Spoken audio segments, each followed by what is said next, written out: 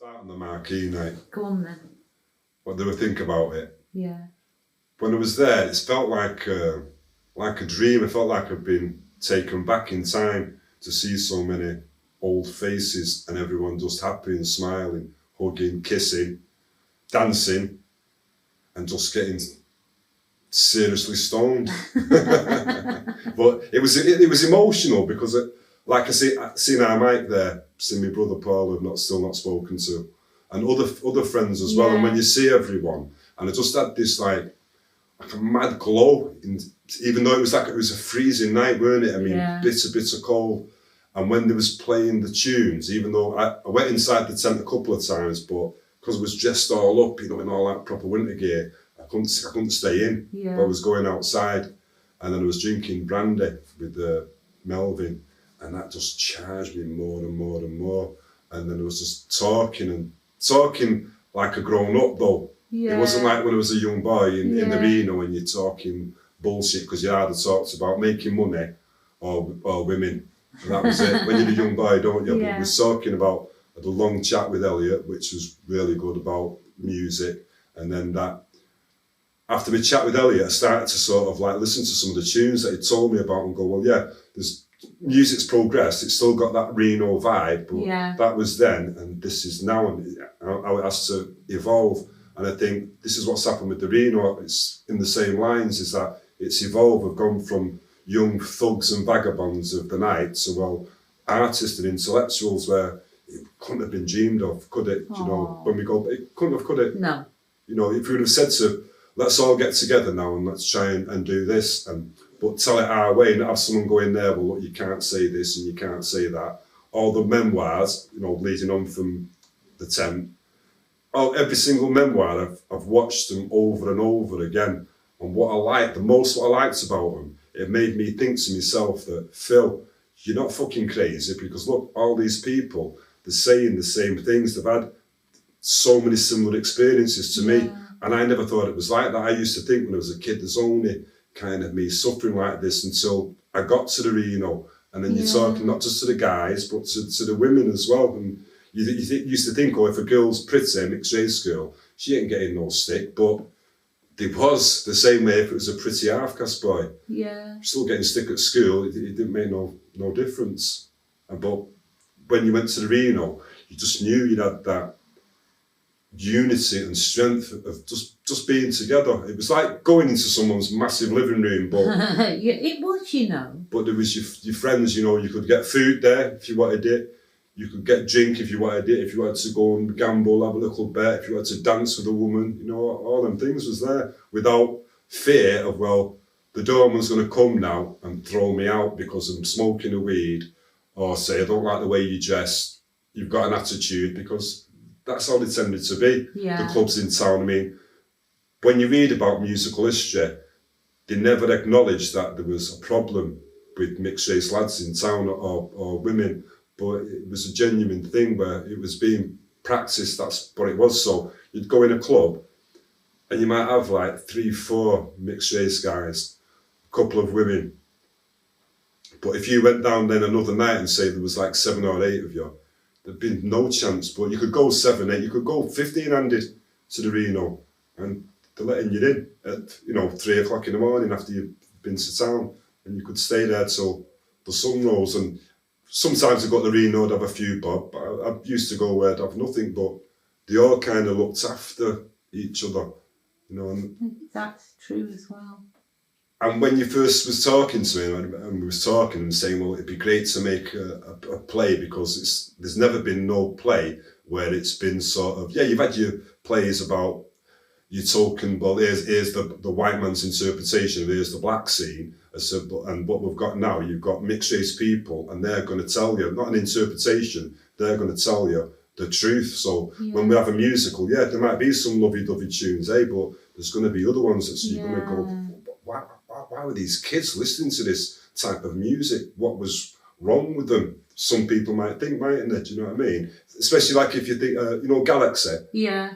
By War. The minute you said it, I got ding. So that's kind of compared to a disco tune, because don't forget, disco was kind of around at the same time. Yeah. So we're going to like different spectrums, aren't we, of music? We've got one what's fun and one's what's like it's fucking out. It's funk and it's what happened to be a multiracial band as well, which kind of, hey, the Reno was kind of multiracial to a degree, but predominantly mixed race people. Now I know that some people out there, they probably might get offended thinking, oh, well, it wasn't, but it was. If you ask, say, some young white boys or older white girls, 60 plus, they'll tell you, the white girls will tell you, they went in for the mixed race boys, they'll tell you that to themselves. They won't be no lying saying, you know, the best place to go and get a fucking nice cake is the best cake shop. Go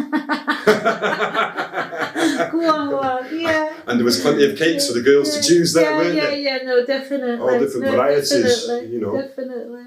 And there was, you know, and it was like, it felt good to be cool. I mean, it just did. You couldn't sort of be as cool in a white club because they wasn't into that sort of like swagger, that, you know, being slick, having an hanky in your top pocket here that would match your jumper or your shirt. You know, your shoes would match your fucking shirt as well, you know, colour coordinated, or you'd have someone who'd be dead funky and outrageous like Fonzo, you know, you didn't like wear what we call normal clothes, did they, Fonzo? No. Fuck, you know.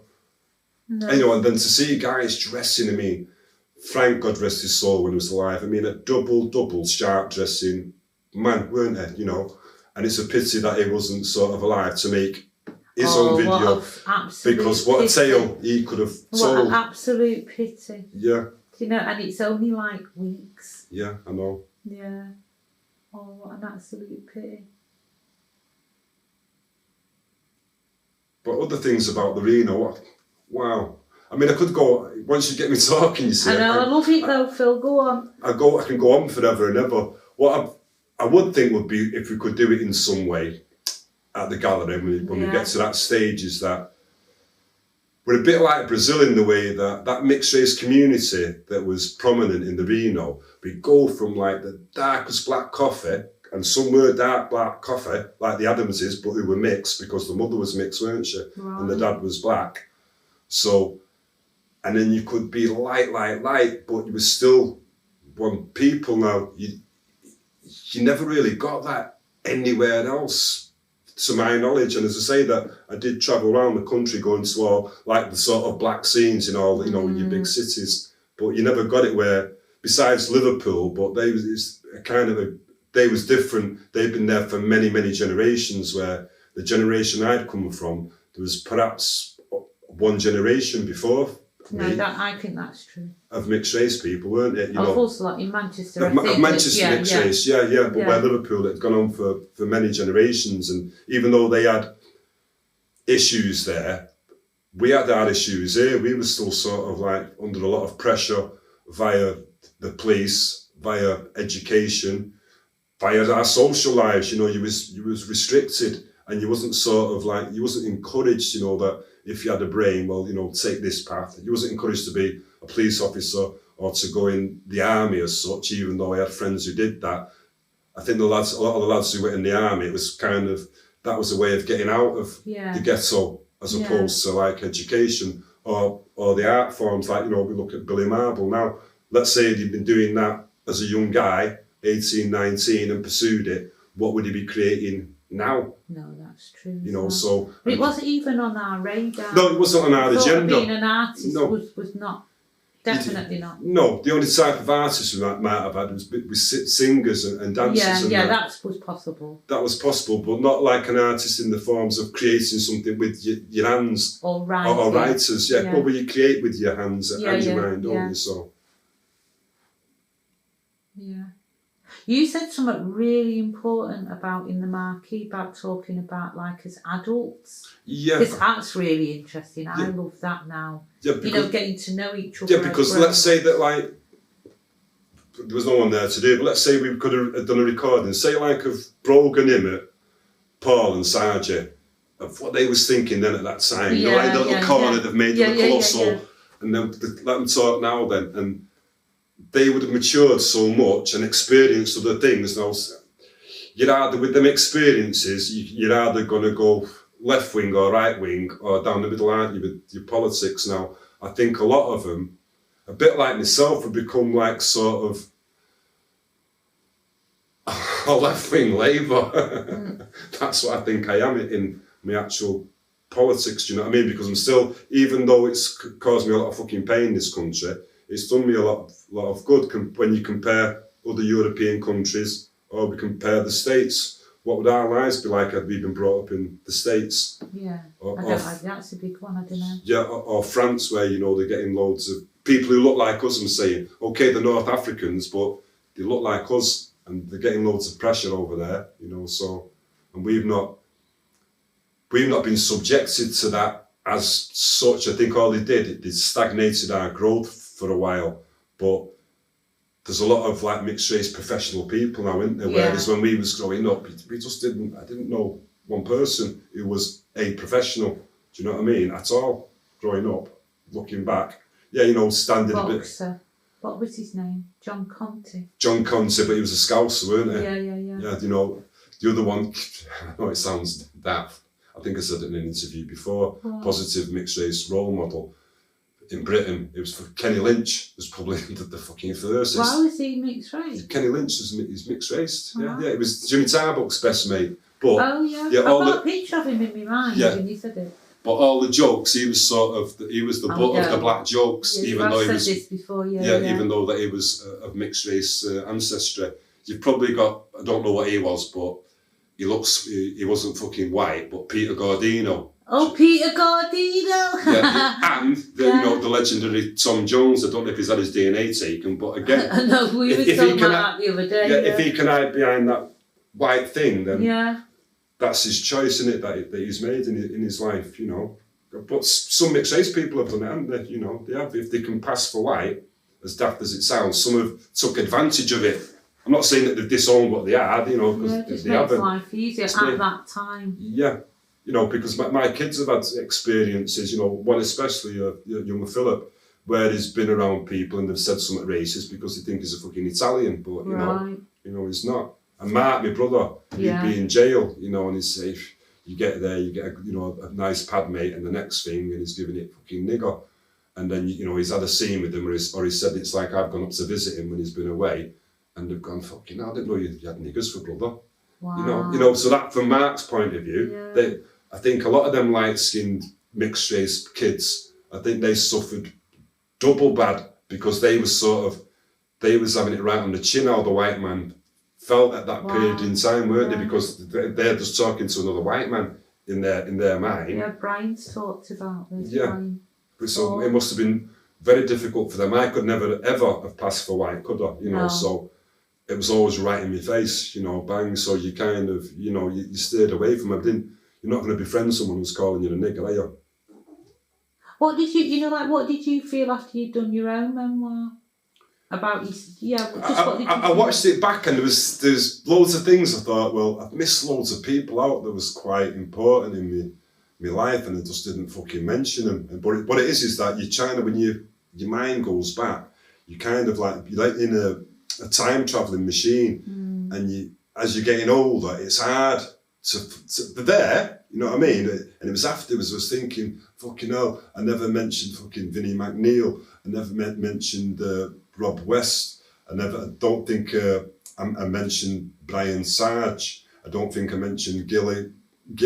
These are all much older guys and who genuinely, another one, Brian Zadie, who was a kind of a doorman in town and he's got like loads of family, Brian, but he was another top mixed race guy who kind of, he helped loads of the boys when he was young go to town because he was on them doors of them white clubs, so he'd always look after you, providing that you didn't fuck about, you know. And show him up. Yeah, he let you in, and he's still my friend now to this day, you know.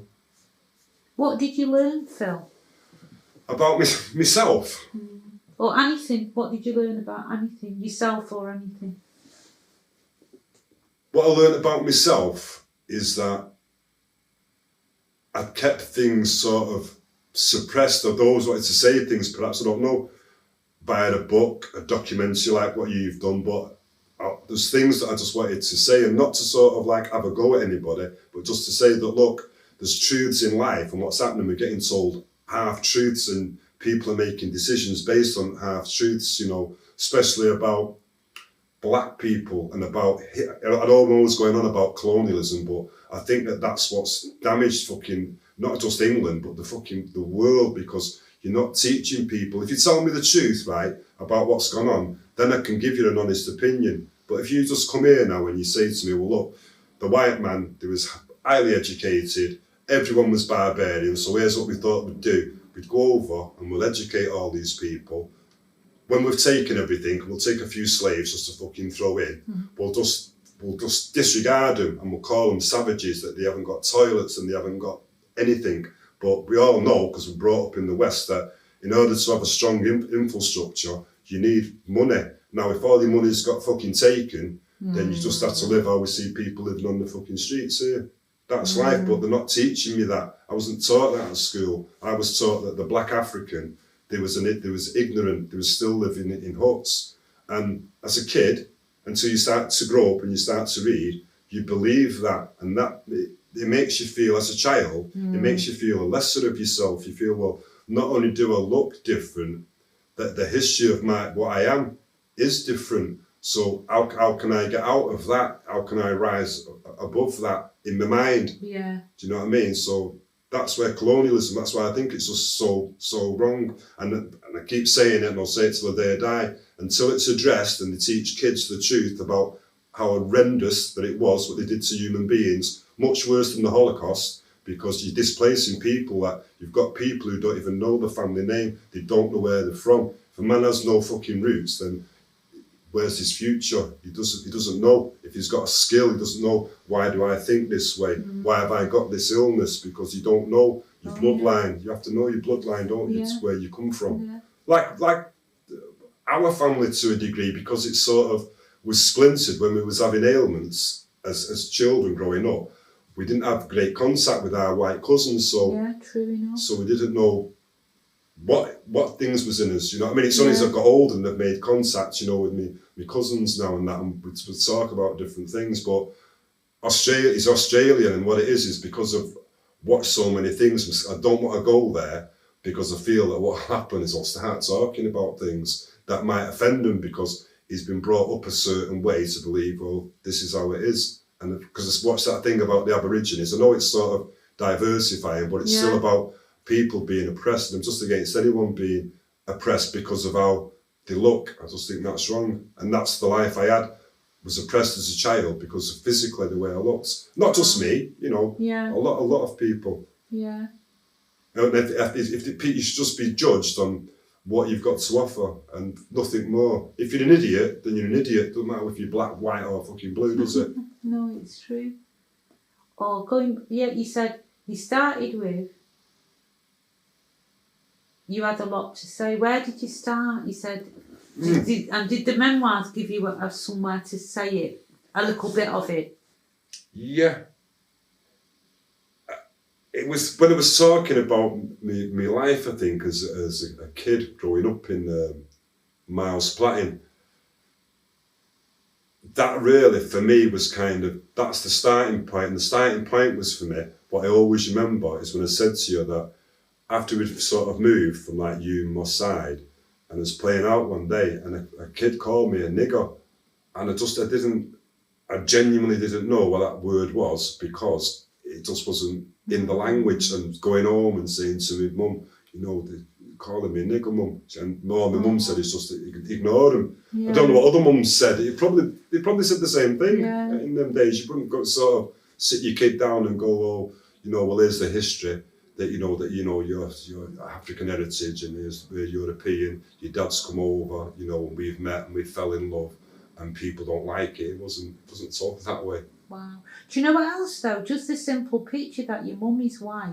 If you go out and someone says you nigger, and then you're going home to tell a white woman that someone's called you a nigger. I wouldn't have had the education because she's lived as a white person in life. She's just give birth to brown children though, who are different than, say, a next door neighbour who might have 3 little white kids. Still kids, and, you know, still Mancunian. I'm still a Mancunian, aren't I? You know? Yeah. So, you know, that won't change, and neither will my experiences. I think it's what you do with them experiences. As I say, that I've met loads of the guys at my age group now, and their attitudes have just, everything's changed. in the older generation for me now. You know, I just think it's the establishment that what needs to change, because you've still got, you know, Queen and country and all that, you know, and the empire, and I'm not fucking interested in the empire. The empire, it needs to be given to the people, and they need to be given some form of compensation, because they're struggling, aren't they? You know, really struggling. But it's never going to happen, though. No, but what I'm saying, it's morally, it should. I mean, I know that they're never going to do that, you know, because, you know, like, imagine that you said, well, like, yeah, what's going to happen? We're going to have to pay Africa back now for all the slavery, and because it was all Europe, it was all involved in the fucking conspiracy. What we'll do is we're taking so much from each country, but what it means now is that you can't have Sky TV now for 5 fucking years. They're going to go, what? Fucking hell, so the blacks can fucking have a toilet? No, you know, it's... And that's what's wrong, do you know what I mean? The people don't understand the imbalance, why it comes, and why our economy is the way it is. I don't know how to explain what I think now, but I think something slightly different. I don't even know. I'm not. I can't proper make it go together yet. Yeah, because I don't think it's made to go together, because it's like when you're telling the truth about things, you can hit a raw nerve with people, and if you start to unravel things, you're awakening people's minds, aren't you? To sort of say, well, like, has this person got a point? Like all that Tommy Robinson's done. He made a point, didn't he? Well, there was Asian grooming gangs grooming young white girls. So what if I start to say, well, to all mixed race people, look, we're still being oppressed here, you know, and we've been oppressed from the past. The establishment won't like it, because they'll go, well, you've got a roof over your head, you're getting benefit, you've got freedom of speech. What's wrong with you? Why are you causing all this unrest and causing, you know, white agitators? Why are you going, you know, why you're opposing them? Do you know what I mean? It's like it's a whole can of worms that can open up. So I think you have to be very careful, especially when things are on film, of speaking your true voice about how you truly feel. I'm bitter. If I can't say I'm not bitter, of course I'm bitter. If I wasn't bitter, I don't think I'd be normal, because I don't feel I was given a fair opportunity. Really, Phil? Yeah, and I don't mean just down to be coming from a one-parent family. I believe that if you're a teacher and that you've got a child and you think, well, they can do something, you should go out of your way for that child, irrespective if you've got fucking one leg and one eye. That child's got something, it's got potential to do something. And you did, I see where you're coming, you really did, didn't you? Yeah, and it never, as soon as I went off the rails, there was no one there to sort of go, what are you doing, son? Do you know what I mean? The only person who sort of came along was like Winnie, but that just made me sort of have to grow up rapid and become a man very quickly, without sort of having my youth, because you've got to grow and bloom and blossom, haven't you? And then and it didn't really happen for me like that. It was just like fucking working. But you know, all I care about now, selfishly or not selfishly, we have this opportunity now. We have this opportunity to make their memoirs. We've got this opportunity to go to the Whitworth and really do something special. And people are starting to take notice of us, and that accolade that we wanted then, and that art that or whatever we wanted to be then, we have that opportunity again. Yeah. Now. And that's what, and I'm thankful for that, mate. Because, me too. Yeah, because what it is, it's given me inspiration. I don't know whether I'm going to write something in terms of like either poetry, and poetry comes in all different forms to me when I say poetry. Yeah. Or just a small essay, just sort of like describing a person living in a white environment in a certain period in time in the UK, because I think that's it. Again, you have to go back to the past, because without going back to the past, we couldn't be here now. So I think it's all relevant to me. And as I say, that once you get all them neurons together, I think great things are gonna happen. Visually, great things are going to happen. Absolutely. All of us pinging off each other. Yeah, because we're going to see things and we're just going to go like, wow. And we're all going to be that like-minded thing, the same way it was all like-minded in the Reno. It was that one, we're going, that's it, we're just there. And that's what happens, I think, when you get these neurons together.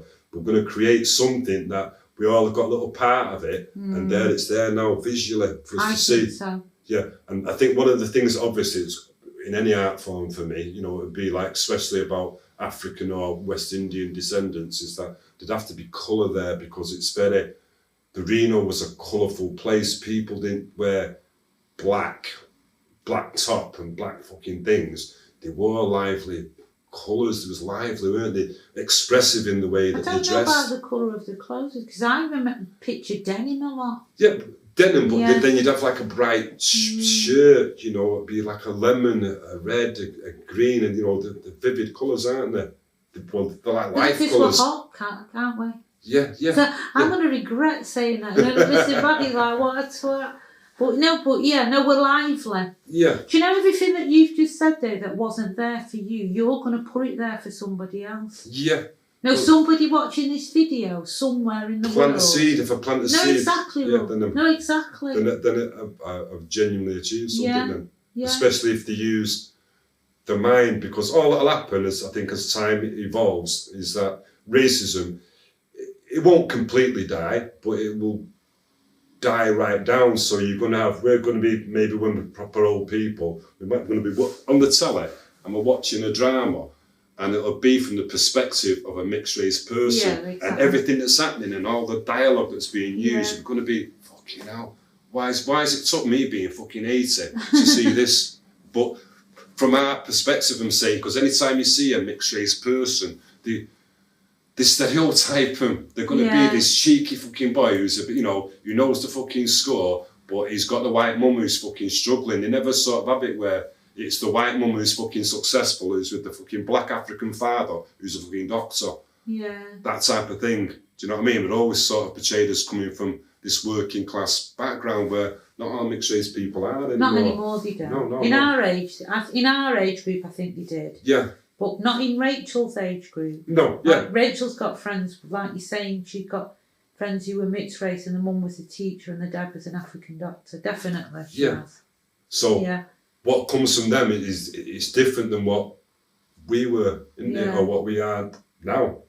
Because they would not have had them experiences. They've never had a knockback on a club. They've never experienced sort of racism from the police. They've never had... what a shock if they did. Yeah, or had physical confrontation with the police. But what a shock if they did though, Phil, because in the eyes of the world, they're just walking down the street the same colour as me and you, until they open their mouth and sound educated or then middle the class. Will go, well, be careful there, that's what happened. Yeah.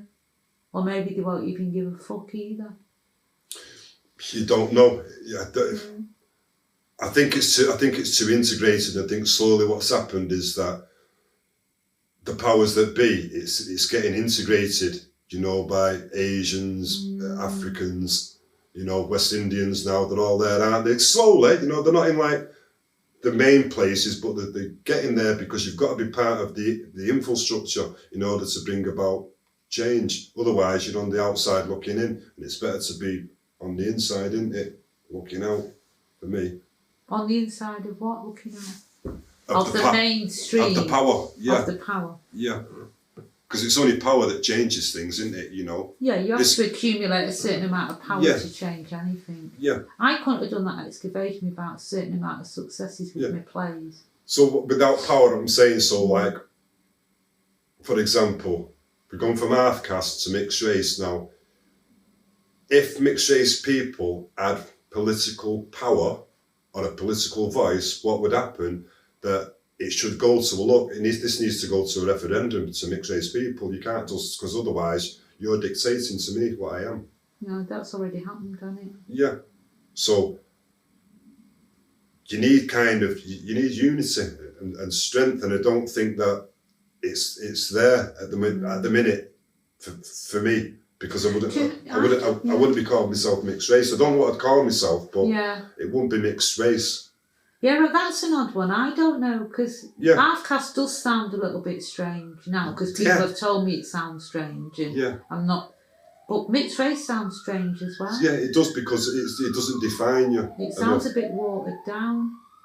Well, exactly. That is watered down from the white man's interpretation. And when I keep saying white man, I fucking love him, by the way. I don't think I'm fucking hating him. I'm just sort of saying it's like everything's been from their perspective, you know, whereas that, like, again, I'm talking to you. You're mixed race, the same as me. We've had a similar background, so I can be open. If you was a white person there now, come from a middle class background, I probably ain't going to open up to you properly, and some of the things I'm going to say to you, you might take offence. Or try to talk you down. Yeah, trying to appease you. Yeah, or put a lid on it, Phil.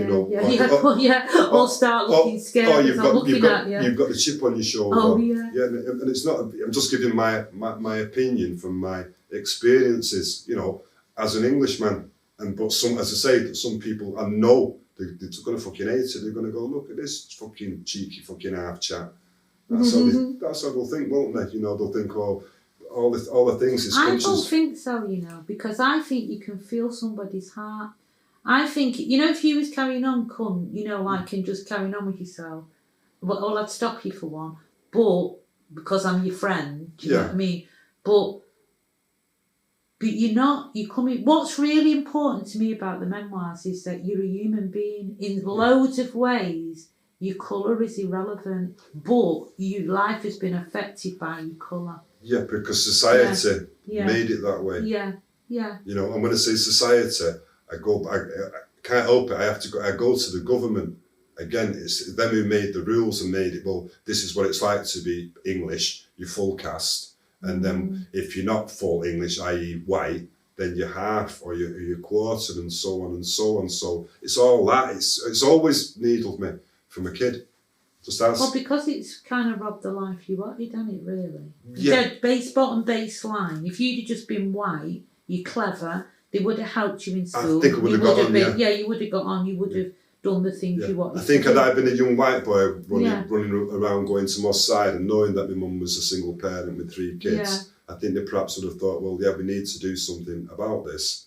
You know, that like bang, go and talk to the parents. I'm not saying getting social services involved, but go to see if there's what problems are at home and can it be resolved in any way.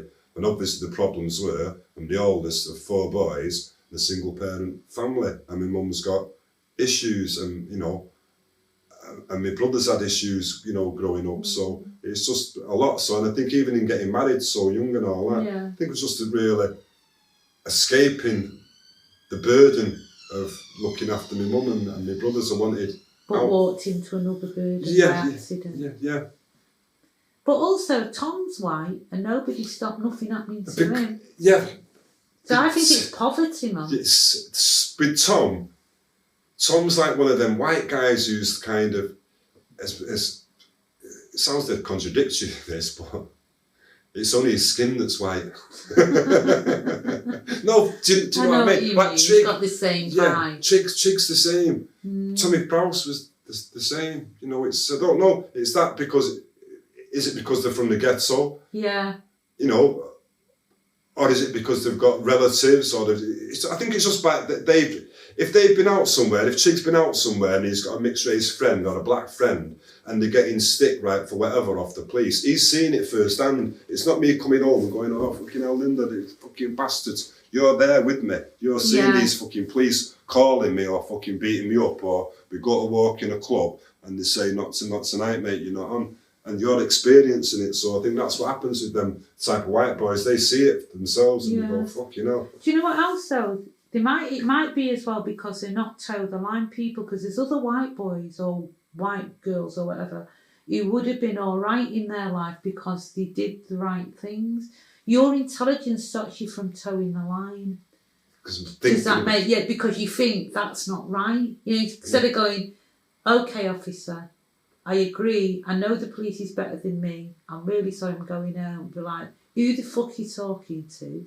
Do you know that rebellion, that thing of you wanting your rights? Yeah, but I think that all you're just rebellious naturally, irrespective of your colour. But I think if you're singled out for your colour, or because you're different, it makes you more rebellious, and you do kind of, you just end up resentful. And even now, it's took me a long time to actually respect the police because of my own experiences. It's only as I've got older, you know, that I'll talk to them normal.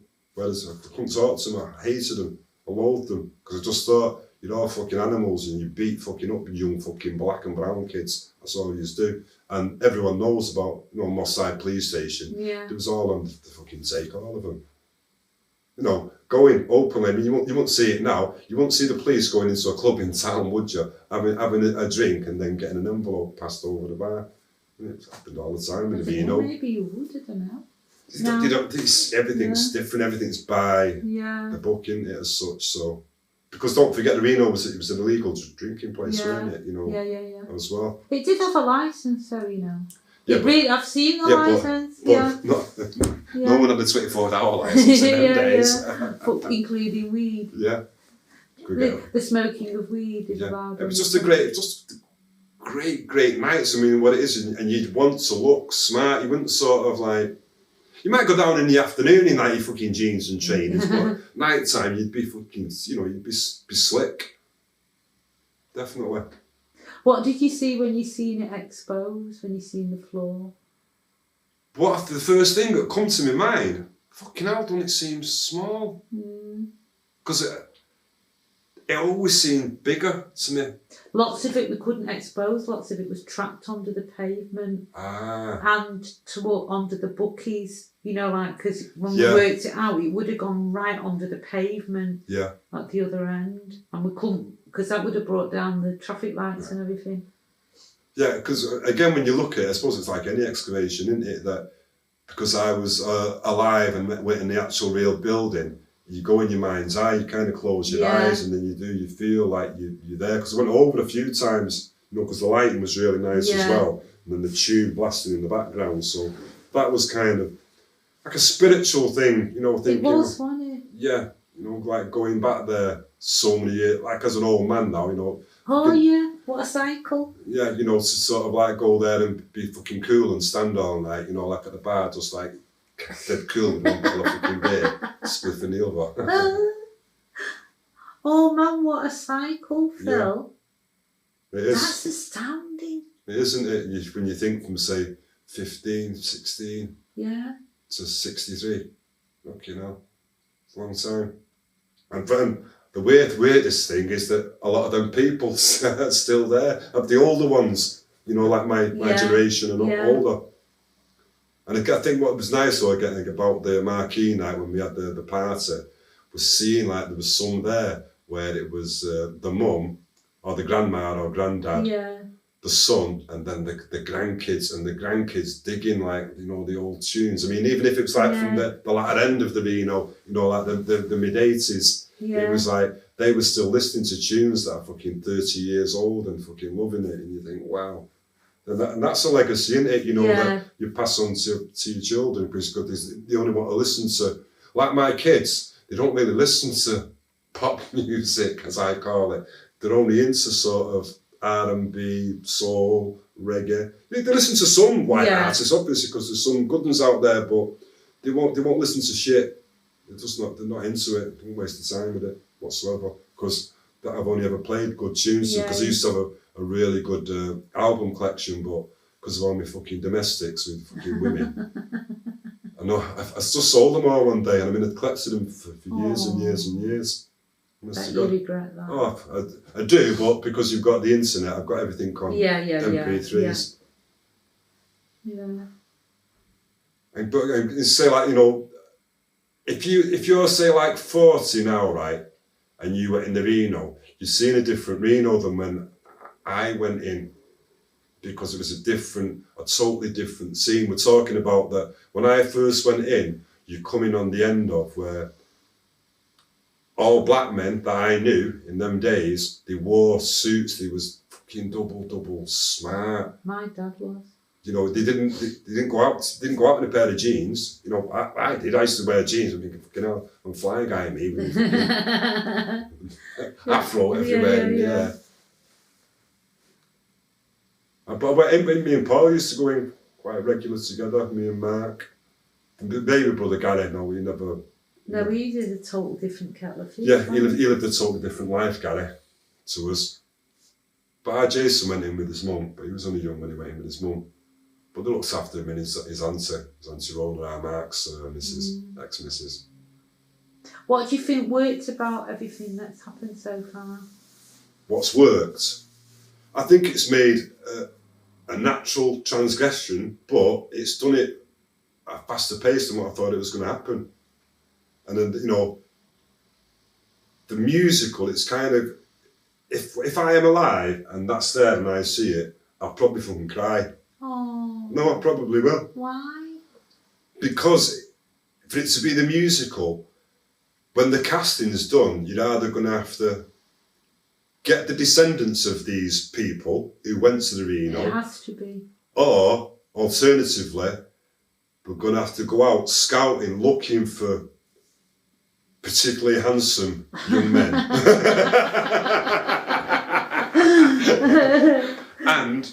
and good-looking women, you know, but who can dance and who can carry themselves, you know, because, you know, you can put a £500 suit on a guy and he might look a fucking mess. Yeah. You know, so...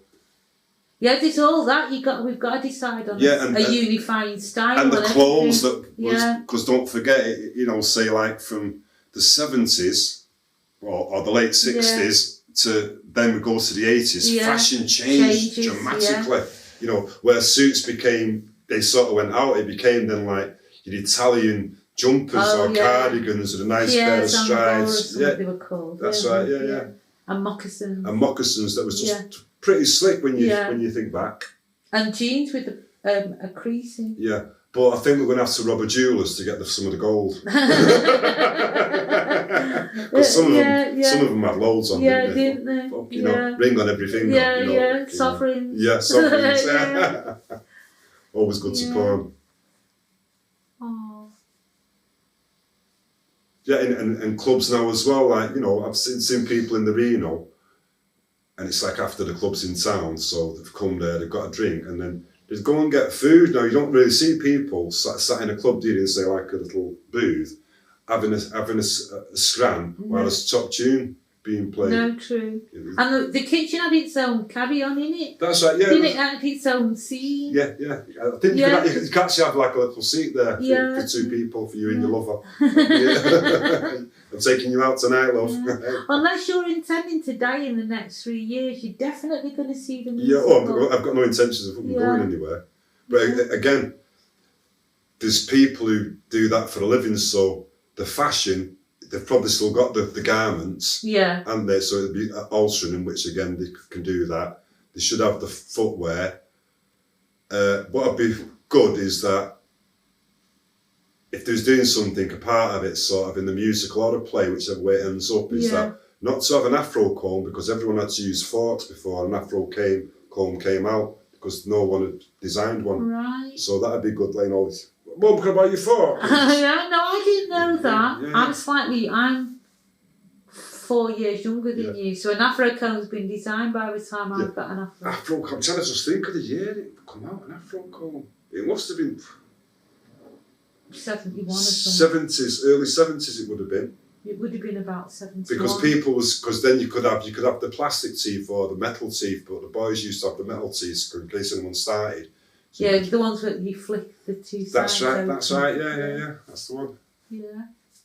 So there was a period before the afro comb. The afro. Oh no, I didn't know that. I've learnt something today, man. They just didn't have them because no one had kind of grown the. But that's ingenious. Let me get a fork. Yeah, that's what you had to use. That's ingenious. To flick it up. Wow. I know, because when I'm 11, you're 15. Yeah. That's big when in little. Yeah, because you're a proper kid, aren't you? Yeah. And I'm sort of proper Michael Jackson. Yeah, and it kind of, again, it was for the afros. It was kind of, people will say the Jackson 5 and all that. Yeah, they helped to sort of promote the hairstyle, but it was actually the Black Panthers. Of course, I love the Black Panthers. Yeah, so do I. I even love the look. I love the it's cool, the leather. I love the barrier. And there's a fantastic picture at a graveside. It's so fantastic. Yeah. I mean, and they did the Panthers, they helped the community, but there was a political threat to America, so it was obvious because it's built on corruption that they was going to get assassinated. Or some of them, one or two of them still in prison. Yeah, ridiculous jail terms. I mean, George Jackson, I don't know if you've ever read the book, The Soledad Brothers, top read. He went to prison for robbing a petrol station. He ended up doing about fucking 19, 20 years. Yeah. But he smuggled letters out about what was going on in the jail. I won't spoil it for you, but look out for it. It's a really good read. George Jackson, Soledad Brothers. Okay. Soledad's a prison. Okay. Are we done, Philip? Oh, I know. Tell me something that could have been done better. Throughout the memoirs, the excavation, what else we done? We haven't talked about the Whitworth. I wouldn't say better, and unfortunately, there's not enough of them alive. But I think a kind of homage could have been, and I'm not criticising. I think a kind of homage could have been done to all the white mums who've had. That's the only thing, nothing else. Other than that, I think it's more or less been. Well, you know when we're at the Whitworth, we could round some up. Yeah, even if it's sort of like, because a lot of them have passed. Even if it's sort of, even if it's a memorial wall, and then I don't know, idea. Sort of, I don't know how it could be worded, but I mean, these are sort of like, what would you call them? The carriers of the mixed race, weren't they? Without these white women, we could not have been. We wouldn't be mixed. We might have been black. Well, we certainly couldn't have been black. With a white mum, we were. Oh yeah, no, without yeah. And and a lot of them, they struggled because of that period that they was having mixed race kids. Now it's dead trendy. Fucking hell, if you've got a brown in, well, it don't matter. You've got 3 white ones. Get a brown one. No, it is, isn't it? It's dead sort of like it's cool now. No, it must have been horrendous for them. Yeah, you can't even imagine. You can't imagine. You cannot imagine. No, and they had to be mentally and emotionally strong. But as mentally and as emotionally strong as you can be, it must affect you. It must have affected my mum, because we were her babies, Oh yeah. So she must have seen when things was going wrong. She must have felt it, and perhaps felt from her perspective. Is it the fact that I'm a white mum, they've got a black father, and we're not sort of together, and now they're having all this pressure? You don't know, do you? Because my mum wasn't alive long enough, and my mind wasn't alive the way it is now to sort of sit down and have that conversation. I was always confrontational with my mum about my upbringing, and it just ended up in tears and crying. Not like, and all I wanted to know is like, just why, mum, why this and why that. And my mum would always skip around things. She'd never sort of tell you straight about your history, and why the decisions that she made and stuff like that. She always said that that's her business, that she had us. We didn't have her. No, but it's hard, because if your kids came with certain questions, how do you answer them?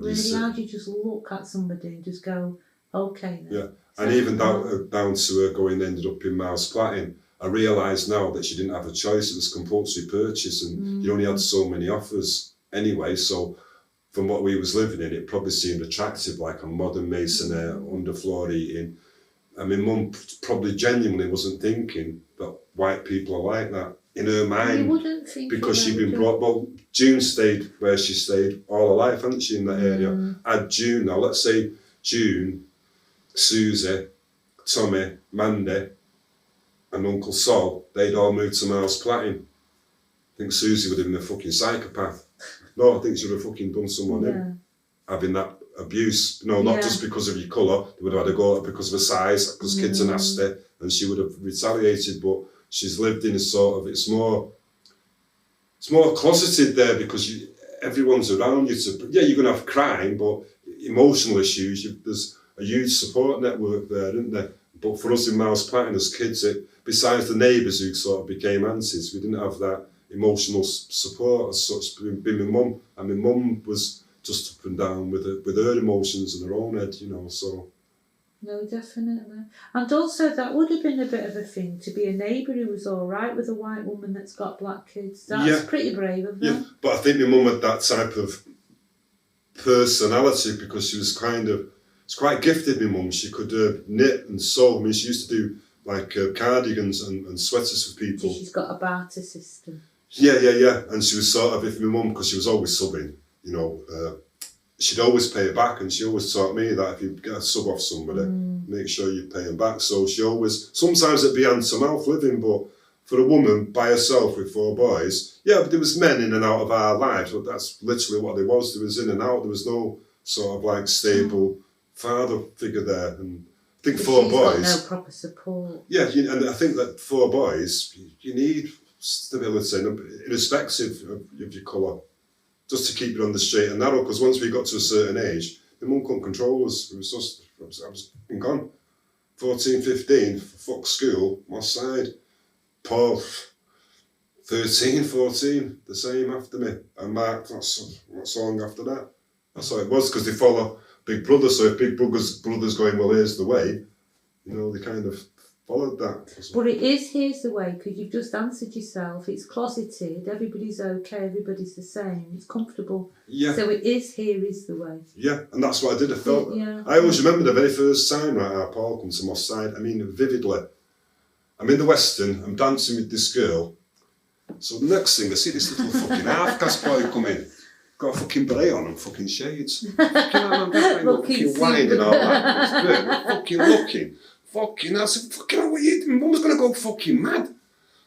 After that was it. Just couldn't keep him away. He felt comfort there in that environment. I remember going to the Reno the first night and feeling that. Yeah. This is my place. Yeah. And I never once ever in my life went in there and felt like, oh, I'm comfortable. He's after me, or she's after me, or the police are looking for me. I just never. It was like home. And even if I didn't have enough money when I was a kid in Moss Side to get home, there was always somewhere you could stay the night. Always. Yeah. Go back again, because I over-talked you. Back again to what could have been done better. Tell me more about what you're thinking about. I just, as I say, I think homage to the white mums, because there may have been some white fathers along there. I don't know, but I would have thought the majority of them would have been mothers. And I think that's just, and by doing that, it's cutting this thing out where some people might be thinking, it's all about the blacks, it's all about the mixed race, where it's not, because look, they're our mothers, they're our fucking fathers, we're paying homage to them both, because we're in the middle, we don't fucking side with neither or neither. But, I have to love my mother, do I not? And I have to love the man who gave me. Without his seed, then I would not exist with her, do you know? And you have to have a field to plant the seed, and my mum was the field, and fucking hell, she looked after, I couldn't have done it, don't think what my mum did. I wouldn't have, lay on my back to feed my children. I'd probably go out and do a fucking armed robbery, me personally. I'll go and thieve, steal, sell whatever, but make money, but not in that, because I don't think there's no greater sacrifice for any human being. If you're going to give your body, so your children can eat, then to me you're a hero. I don't think you're nasty. I don't think, that's dirty. I just think, you fed your children, you clothed your children. But here, Mark's went down because of heroin, not because he wasn't fed or loved. Mark was adored. By his brothers, by his mother. Mark was definitely, he was the love child of us all. Oh. Mark could get away with anything. I'm not just saying it, I'm not being like our pals going on, this and they. He was the favourite, Mark. But he was also pretty cool in the community as well. Everybody loved him as well. Yeah, because he was a really nice guy. His only weakness was women. Yeah. That a weakness of money, a handsome man. And the devil heroin that, and again, it's just fucking mad theories I have in my mind, but I always think about when heroin come on the scene, how the fucking hell did it end up in a fucking black ghetto first of all? How can that be? I just think, because we're not smugglers, we don't fly fucking planes at that period, so obviously it was coming off white people, or maybe I know the Asian community was sort of got involved with it, dealing with heroin. Idea. I don't even remember first seeing it. Yeah. Heroin, when it come on the scene, I remember someone saying to me, do you want to have a smoke of this? And then watching them smoke, and now they didn't too, they put it in a joint, they rolled it, put a bit of weed in, and then they put a line of this in. And it's got heroin's got a very sweet fucking smell, when it's in the air. And then I started to see people just sort of not being there, or with our Mark, you'd go to different gaffs with him where he's got to score, and they'd be seeing boys and thinking, fucking hell, I didn't know you took fucking heroin. And then, uneducated about heroin, I think the only film I ever seen about heroin was God, what was it called? It's Frank Sinatra. I don't know if it's called The Golden Arm or something like that. Yeah, it is. It is the Golden something, or the Golden Monkey. Oh, the Golden Monkey, yeah, it might be that. Yeah. And that's the only film I can actually sort of relate to. Yeah, they had like the black exploitation movies where they'd be sort of, but they never called it heroin. They had another fucking name for it. What did they call it? Dope. So dope to us was like a weed. But dope in America, then it was like, it was heroin, it was gay. And so when gay come here, it devastated. You know, when you actually think back and you think that, when you look on that memorial wall, right? And then... No, it's nearly... You can go, yeah, but you could go to quite a few. Absolutely. Heroin, crack, Charlie, or alcohol. And it's a huge amount, isn't it? That, you know, for like a small... Because we're still a minority, aren't we? Do you know what I mean? So, no, it is. And I think because we sort of, again, because we had that community, a market was ready-made then for hardcore drugs. Like that, there was a ready-made market there for weed, weren't there, among the mixed-race people? Yeah. Because, you know, they was all doing little bits to each other because of either the West Indian fathers or African dads, so they had access to it. And so that was the thing that they traded. Then that changed to heroin. It went from heroin to cocaine, from cocaine to crack. It's important what you just said there, ready-made market. It was an accident because nobody knew then what they know now. No, or they wouldn't have. I believe our Mark could still be alive. I really do. Yeah. Even though it wasn't directly related to heroin, other than he was going to score with his mate the Boxing Day when he got killed. You know, so again, that's How did he die then? He was a passenger in the car, and this guy had come. He was on his toes from jail, called John. He'd go hold of our Mark, couldn't take us to score to get some gear, but it was a really bad winter, really bad on the ice anyway. Mark's the passenger in this car. They're near Cheetham Hill somewhere. They've gone to score. Anyway, the old Bill, they've seen the guy who's on his toes, who's wanted. They chased him. Guys tried to take off. Hit a bit of ice, just bang straight into a brick wall. That was it, just bang, just gone. Mum was, fucking hell, man. Yeah. When I told her, because I had to go and tell her, because you obviously have to go and identify the body. And, sorry, I feel a bit upset. Okay, sorry. No, don't be daft. Yes, I'm okay now. Yeah, so as I say that, after going to identify our Mark, I had to go back then and tell me mum. And then, you know, when you sort of like, you've not experienced it, but all I can say to you, I seen my mum kind of die herself that day in her eyes. It was like I was telling her something and she didn't want to believe, but someone had to tell her, and because I was the eldest, you've just got to do it. But for me, it'd been the second time having to tell her about someone, because when they found me stepdad Michael dead in the canal, I had to go and identify him, and then I had to tell her then. And that's when she had her first breakdown, my mum, from Michael. And then, as I say, when Mark died, she took to a sick bed, and this big, strong Celtic woman was never the same woman. When the son died, part of her died. That's the truth. I think we need a cup of tea and a spliff. I think we do. Thank you, sir. Okay.